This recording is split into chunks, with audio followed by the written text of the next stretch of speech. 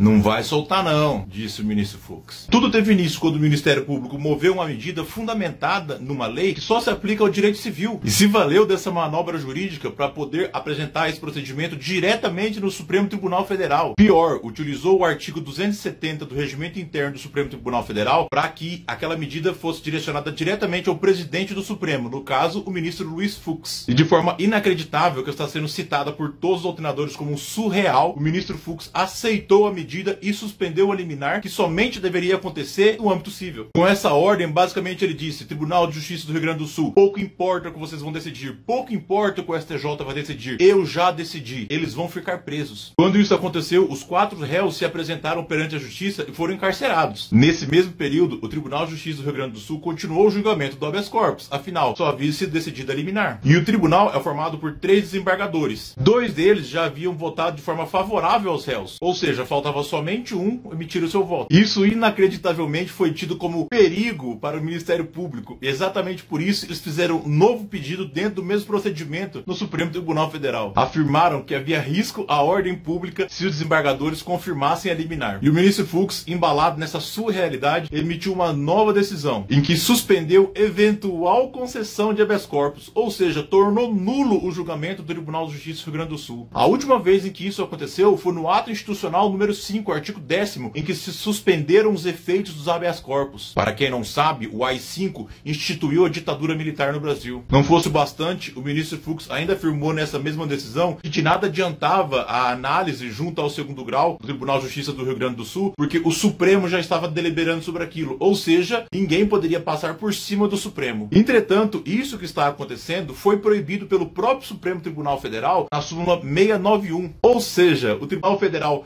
cria uma súmula para impedir algo que agora está aceitando como se fosse normal. Isso é uma arbitrariedade sem tamanho. E como agora o julgamento está perante o Supremo, sequer se tem noção do que vai ser feito. Afinal, não tem nenhum embasamento legal.